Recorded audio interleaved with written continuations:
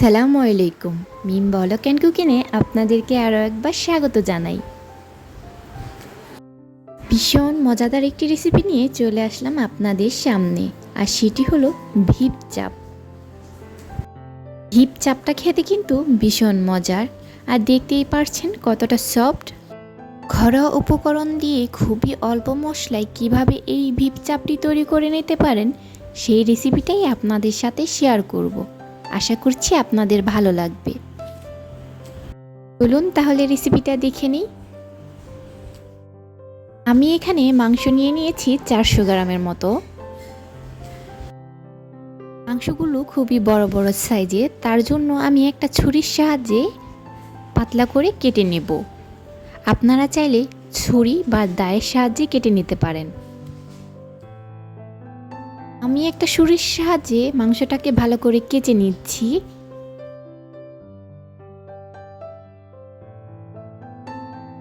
একটু সময় নিয়ে সবগুলো মাংসকেই আমি এভাবে কেটে নেব।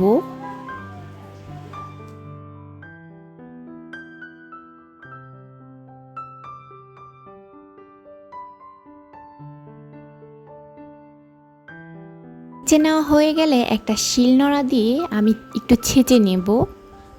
আর অবশ্যই একটু ভালো করে সময় নিয়ে ছেঁচতে হবে। আপনারা চাইলে পাটার উপর রেখেও এই কাজটি করে নিতে পারেন।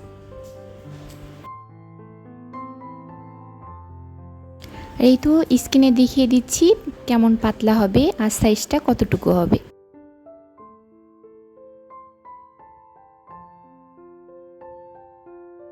আমি এখন দিয়ে দিচ্ছি 1 চামচ খোসাসহ পেঁপে বাটা।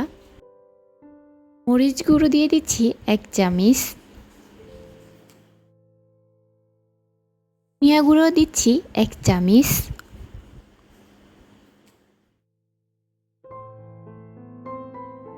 গরম মশলা দিয়ে দেব 1.5 চামচ।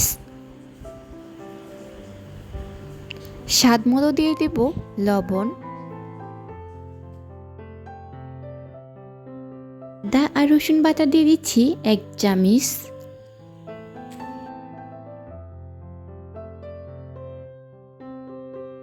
টমেটো সস দিয়ে দিব 1 চামচ। এখন মশলাগুলোকে মাংসের সাথে ভালো করে মিক্স করে নিতে হবে। আগেই বলেছি খুবই অল্প মশলা দিয়ে এই ভিপ চাপটি বানিয়ে নেওয়া যায়। ভিডিওটি পুরো দেখলে আপনারা খুব সহজেই বাসায় বানিয়ে নিতে পারবেন, তাই অবশ্যই ভিডিওটি পুরোটাই দেখার অনুরোধ রইল। আমি এখন একটা ঢাকনা দিয়ে রেখে দেবো 6 ঘন্টার জন্য। আপনাদের হাতে সময় যদি থাকে তাহলে সারা রাত্রের জন্য নর্মাল ফ্রিজে রেখে দিতে পারবেন। আর অবশ্যই কিন্তু খোসাসহ পেঁপে বাটাটা দিতে হবে। আমার হাতে সময় ছিল না, তাই আমি 6 ঘন্টার জন্য ম্যারিনেট করে নিয়েছি। ম্যারিনেট করার পরে 6 ঘন্টা পরে আবার মাংসগুলোকে ভালো করে মিক্স করে নিলাম। একটা বাটিতে আমি বেসন নিয়ে নিয়েছি, আর বেসনটাকে অবশ্যই চেলে নেবেন। বেসনের মধ্যে কিন্তু আমি কোনো কিছুই ইউজ করিনি। এখন এক টুকরা করে মাংস নিয়ে ভালো করে আমি মাংসের গায়ে মাখিয়ে নেব। মাংসের গায়ে বেসনটাকে ভালো করে মাখিয়ে নিতে হবে।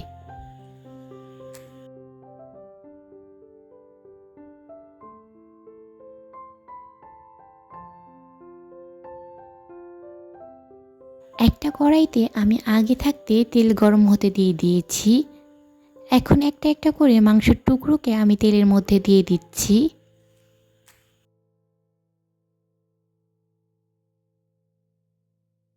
মাংসগুলোকে কিন্তু অল্প আঁচে ভেজে নিতে হবে একটু সময় নিয়ে।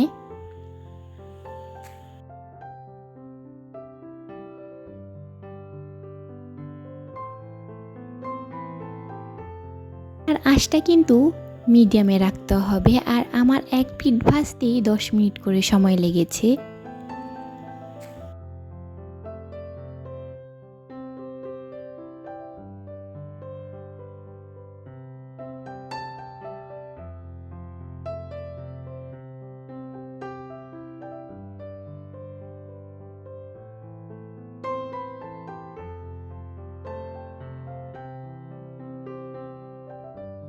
দেখতেই পাচ্ছেন আমার চাপগুলো ভাজা হয়ে গেছে।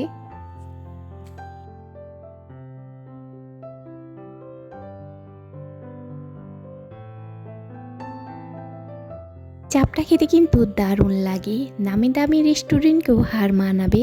অবশ্যই একবার বাসায় ট্রাই করে দেখবেন। নান রুটি রেসিপিটা আমি নেক্সট কোনো ভিডিওতে দিয়ে দিব। অবশ্যই মিম অ্যান্ড বলকের কুকিংয়ের সাথেই থাকবেন, আর ভালো লাগে একটা লাইক দিতে কিন্তু ভুলবেন না। সবাই ভালো থাকবেন, সুস্থ থাকবেন। আল্লাহ হাফেজ।